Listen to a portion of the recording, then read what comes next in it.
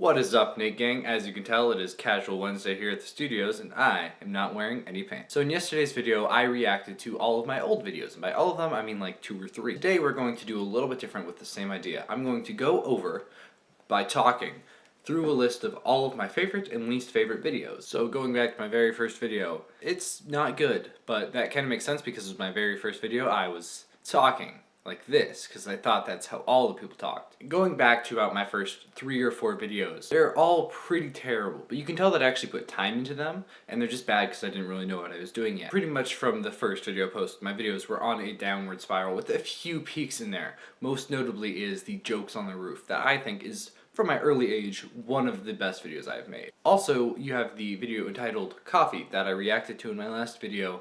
That is the only time I've ever actually been informed on an issue that I discussed in a video. Immediately following the coffee video are 3 of, I think, the worst videos ever made.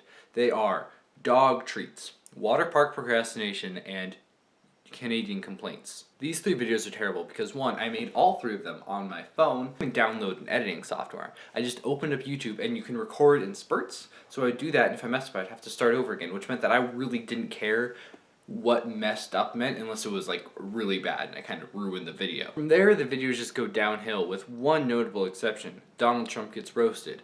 That video was not necessarily good, but it got a good amount of views because it has the words Donald Trump and roasted together next to it, which actually made some people not subscribe to me watch it, and I think I actually gained a few subscribers. I'm still not proud of the video. It was just, it did better than the other ones that are bad. From there, we have a few more bad videos, and we move on to The Truth About Ice Cream, which I think is my second worst video on the channel. This is my second least favorite because it's not even good, and the way I tried to explain it's only an urban legend, which I knew when I was making the video, but I was like, that's not exciting if I mention that.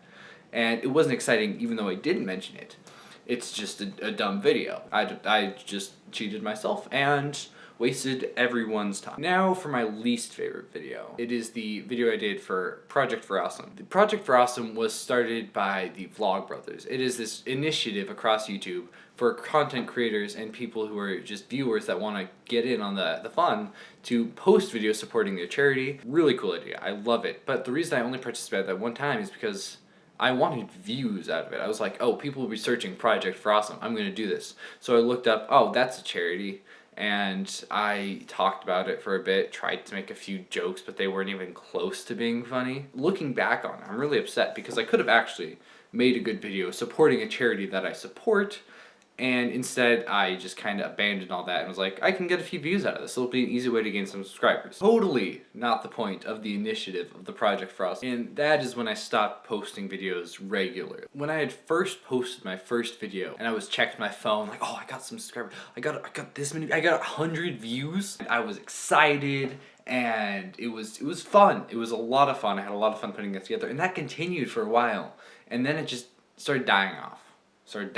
And when I posted that P4A video, I'm like, I don't care anymore about this, and I don't want to do something that I don't care about. Another big problem was that people just weren't watching it anymore.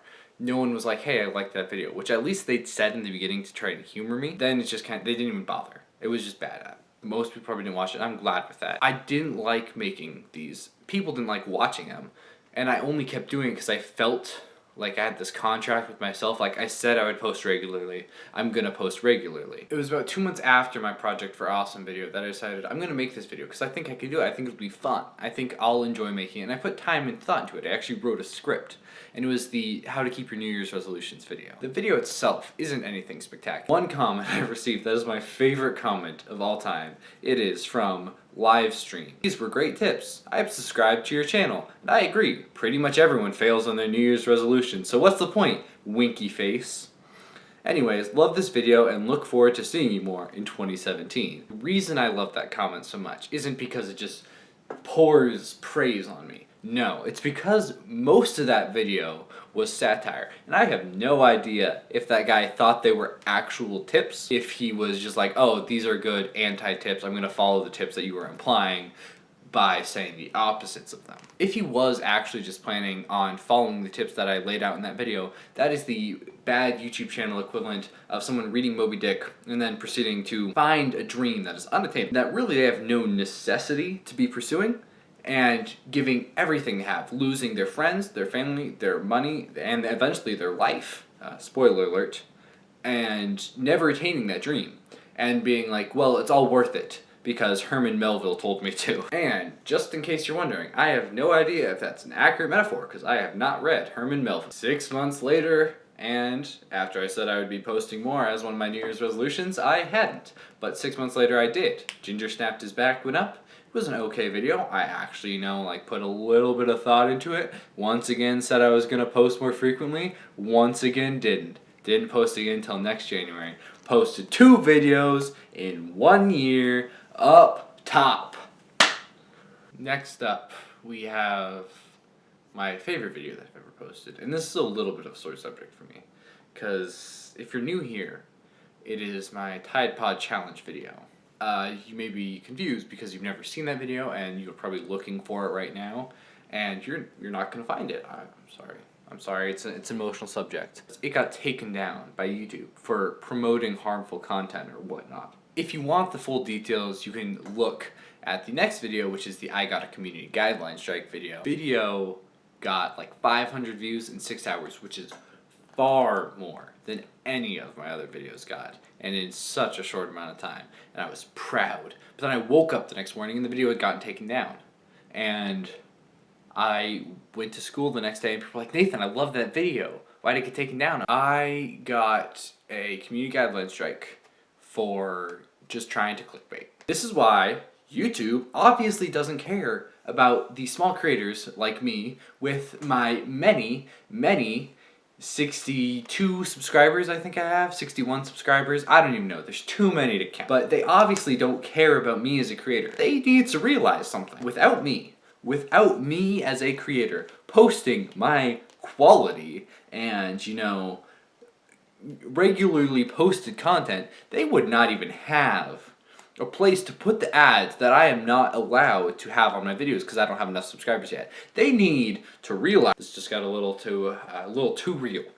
We're talking about industry news, and I don't like bringing my work talk home as a YouTuber. It's kind of, my wife doesn't like it, I'll just say that. After the I Got a Community Guideline Strike video, there is the Rockcast video, which is a video that I was so excited to be posting. I spent hours writing the script for a podcast, doing research on Wikipedia and Spotify, and listening to old bands. Kind of fun writing that script.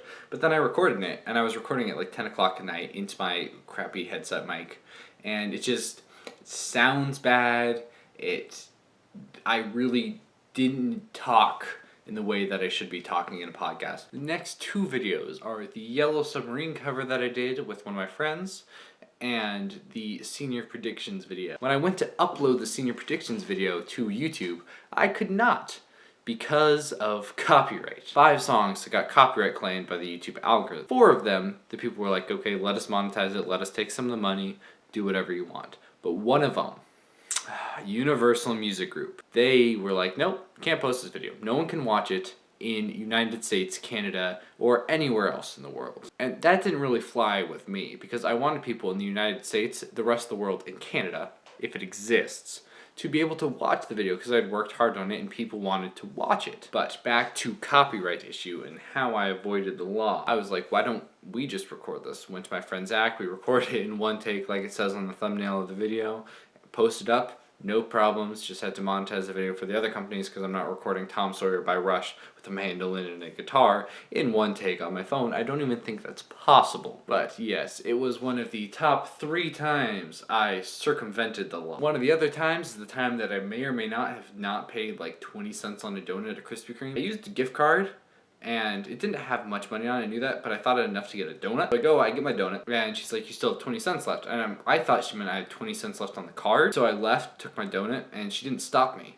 So I'm not 100% sure, but the way she said it, it makes me kind of think that I had 20 cents left to pay for the donut. So I stole pretty much. I'm a thief. I would tell you the story of the best time I've circumvented the law, but the statute of limitations hasn't quite yet expired, so I'm gonna let that one fester for a bit. And we have 2 mediocre videos, one of them. And that brings us all the way back to yesterday's video, reacting to my old videos. So what did I learn from this? Well, I learned a few things. Number one, it's important to do things that you want to do. And that's why I stopped making videos, as I discussed earlier. If you don't want to make content, the content's not going to be good, people aren't going to watch the content, it's just a downward spiral, but you feel locked in. Another thing I've noticed is that there are a lot of times where the videos that I enjoyed making most were the ones that did better, which makes sense because, but there's also sometimes that I loved making a video and it just didn't do well.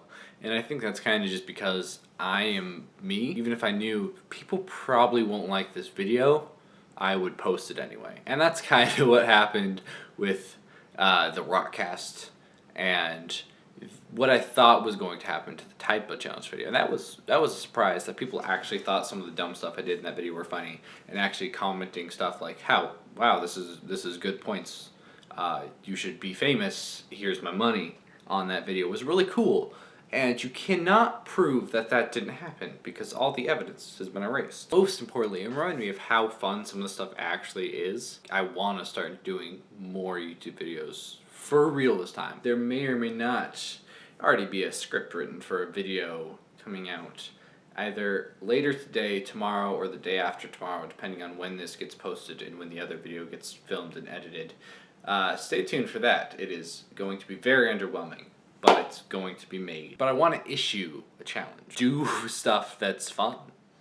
So yeah, do stuff that's fun. Get out there. Do stuff that's fun.